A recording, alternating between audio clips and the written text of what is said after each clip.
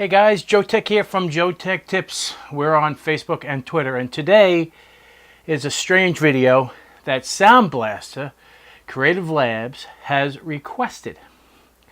Now, the reason being is that I've been a sound card collector of Sound Blaster since 1989, and I put all of these sound cards in storage because I didn't want anything to happen to them. So I'm going to start off with an 8-bit card that pretty much started my life with Sound Blaster. This is so old that it has an analog volume control. Nothing was digital yet.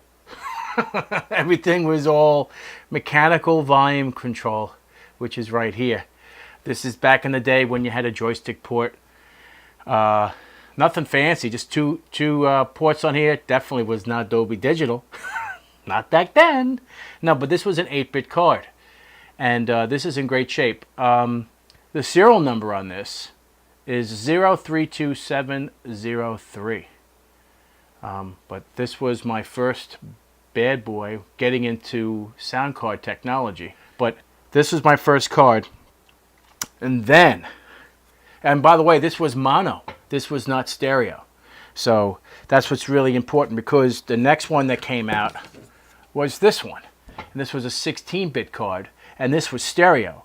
And if you clearly see, there are two chips here, one for the left and one for the right.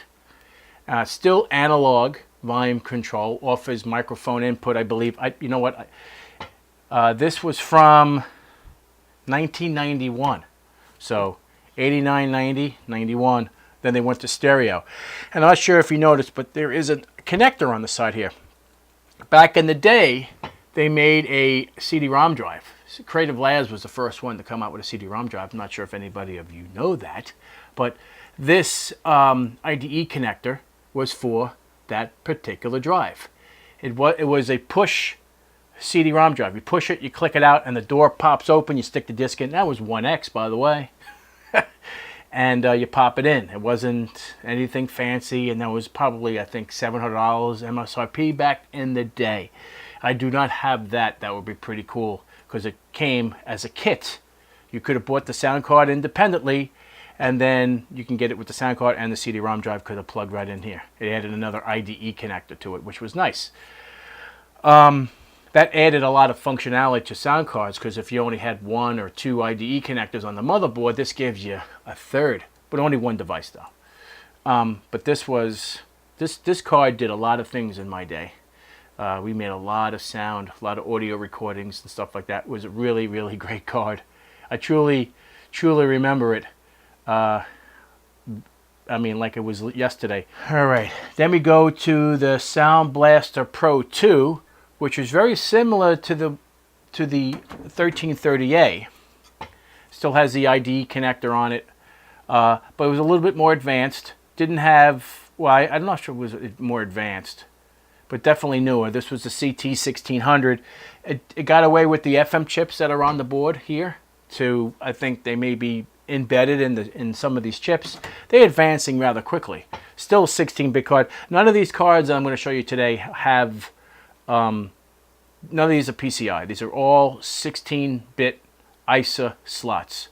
That is my collection. I have other ones too. I have Audigy and Lives and all that stuff, but people still have that. This is what people probably do not have. All right, here's the Sound Blaster 16. Now this was the game changer of Sound Blaster when they came out with Sound Blaster 16, because this was a 16-bit, true 16-bit sound card. That's the reason why they had Sound Blaster 16.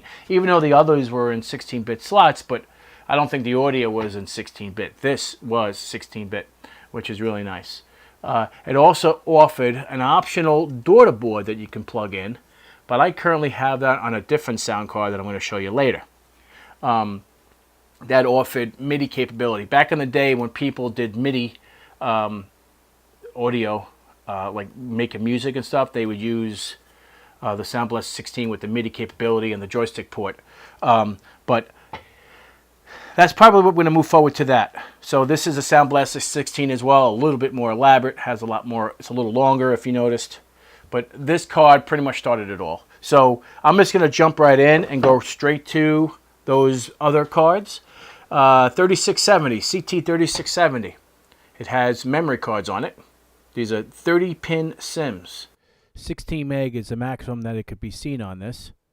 And back in the day, you used to make music. By the way, this was analog, and this finally went to digital. So this still has an analog volume control on this, and then this finally went to digital with Windows, which was nice. I think this is the last one with the analog. And all the other ones, this is a CT3670, this is a CT3600. Yeah, we're getting up there. This is another CT3600 with memory on it. I think these are 8 meg chips. I don't remember. Could be 4 meg or 8 meg, I forget. Then we go to my favorite card, the Sound Blaster AWE32. And then the card that I used all the time. These cards are identical. The only difference is this does not have a daughter board on it. This one does and has memory on it. And this one was with me pretty much until I went to the Sound Blaster Live, and then the Audigy, then the Audigy 2, and now the Sound Blaster Z. So this baby here is the Sound Blaster AWE32. This is a beast of a card. If you look carefully, this offers the daughter board. This daughter board is compatible with any Sound Blaster 16 card that had the header on it, such as this one. This is a really, really, I'm telling you, man, this is where Sound Blaster rose above everybody else and just kicked major ass, period, the end. So this is a impressive sound card. I don't care who you are. This is just freaking awesome. Me and my friend Saki, or Courtney, I'll call him Courtney, and I both made a lot of music with this sound card. This one was his. He removed the memory, and this one was mine. So we both made music together. We collaborated on a lot of music. Anyway, guys, this is kind of a nostalgia video for subscribers, and Sound Blaster requested me to do this video, and I was more than happy to do it. By the way, for those who do not know, this is the CT2760. Yeah, CT2760. Also, people from Sound Blaster would probably love to see this. Hopefully, you guys have these things in like glass cages or something like that. But this is my absolute favorite sound card ever. Back in the day, this was my favorite sound card that Sound Blaster ever made, because it changed, pretty much changed everything the way I did with MIDI in creating music. And that's why I put all these things away. And by the way, if you haven't noticed, this is a full-length card. This is tremendous. It's huge. Anyway, guys, if you like this video, give me a thumbs up. If you're not a subscriber, please subscribe. Isn't that awesome? 8-bit joyness right here, mono. But 8-bit, baby. Has anyone ever seen this? Take care.